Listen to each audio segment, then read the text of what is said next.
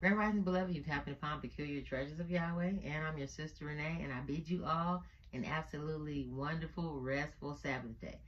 Let's get into this video about your health. Should we only listen to isolated verses without seeking context, or do as the people did in Acts 17:11, which they searched the scriptures daily to verify what they heard? Now, they actually heard it directly from the apostles, so they searched it. Now, many of us don't do that even after Sunday church. Yahuwah instructed his people from the Torah, his peculiar treasures, how to live in peace, respect, and harmony. Things like worship, morals, fairness, marriage, and living healthy. He may not have said, if you eat certain things, you will get this disease called cancer, but he stated what was clean and unclean. Now, of course, in Romans, we have Paul, who was getting at those working in the law, who were very unlovingly judgmental. However, we have Peter in the book of Acts, who some have abused scripture in order to eat whatever they desire, clean or unclean.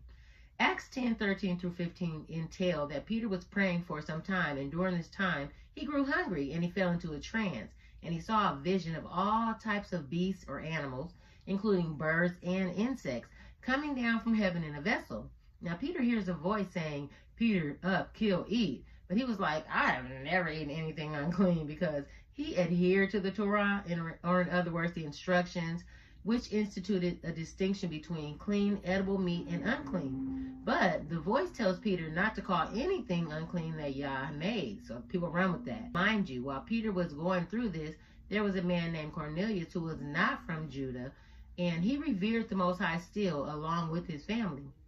He gave alms, and he would always pray. Now, Cornelius has a vision prior to Peter's to send for Peter to come to him. Now, the Most High heard Cornelius' prayers and his devotion, and so he didn't reject him. And so, even from being from another nation, some people think that only the Israelites were heard by Yahuwah, but that's not true. Same as today, anyone obedient to his instructions and believe and abide in Yeshua Christ can be saved. Now, back to the story. At this time, for the most part, the Jews did not consort with anyone who was not a Hebrew. And if you've been with this channel for some time, you know that the Israelites were from Jacob, whose name was turned to Israel. They were from the 12th tribe, the 12 sons, who were called Hebrews, as their forefather Abraham was. Now, the term Hebrew means to cross over. So anyone can cross over into the truth and the way and the life.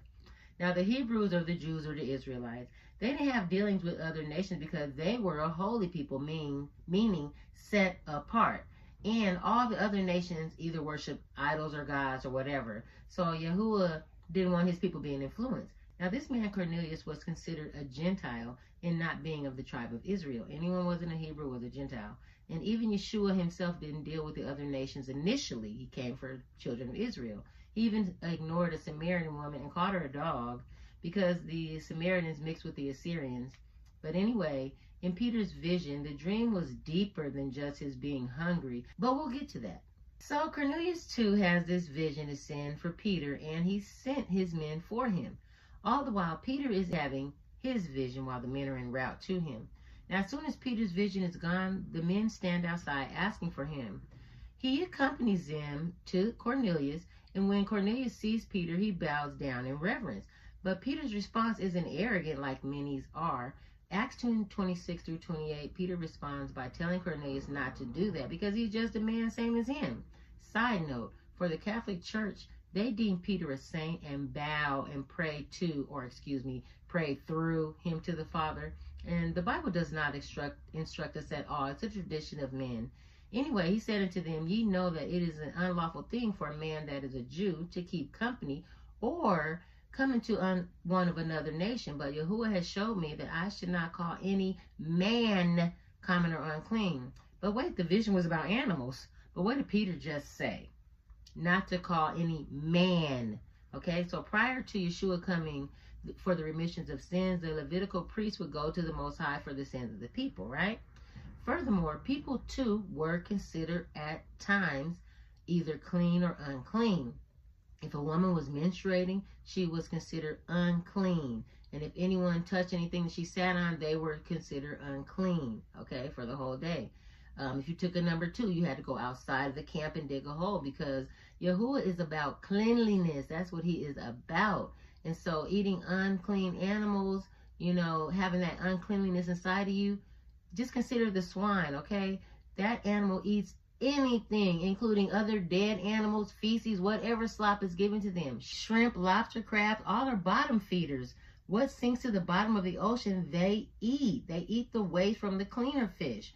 Have you ever checked your shrimp's back tail? That is the intestinal tract, loved one. Some places don't even clean that out. Okay, and even if it's pulled out, these animals have been growing and feeding off of waste, which we eat. I did eat these things before I knew they were totally disgusting, but I didn't want that stuff inside of me. You know, we fry it, we sear it, we boil it, we baste it, all in its own juices, and so we're eating that over time. And this is why the Most High said not to eat certain things. He shouldn't have to say, well, I'm going to babysit you because you get sick and it's disgusting and then you can get cancer. And then we only go to him when we do get these things. Then we want to get clean after we did it and ignored him. Paul said, touch not, taste not. He said this because just like the Pharisees were arrogant in the times of Christ, talking about you guys don't wash your hands. You know, they were high-minded and they started looking down on others to lift themselves up. So Paul was saying the same thing, you know, because people just do too much and are judging people by their standards. Romans 14:6 says, he who observes a day observes it for the Lord, and he who eats does so for the Lord, for he who gives thanks to God, and he who eats not for the Lord does not eat and gives thanks to the Most High.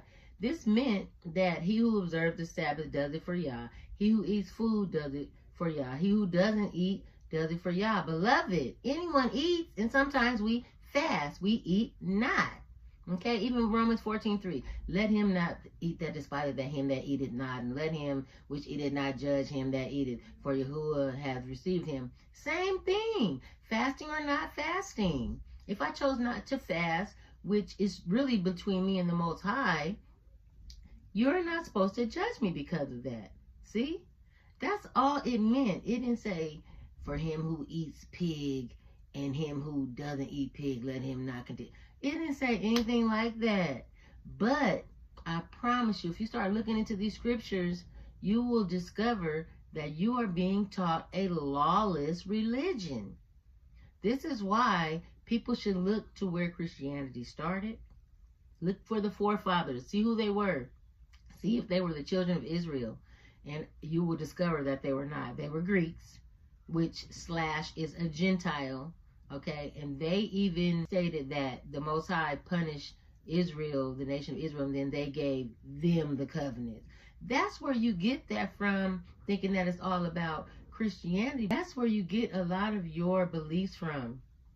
A lot of your beliefs are not biblical, but they're from them. They also stated that you can eat whatever meat you want now. They said that the Most High God gave them that instruction from the Bible, but it's nowhere in the Bible. And so, beloved, the Most High wants you to live. He wants you to live a long, abundant life. That doesn't always mean that you're going to be balling with money, but you're going to be balling with many years, wisdom, knowledge, love, spreading of the gospel, helping to save souls. So I really hope this video helped you. I hope it pushes you to start eating healthier. Okay? I hope it lets you know why the Most High made these rules for us. Anyway, until next time, blessings to you and your family. Bye.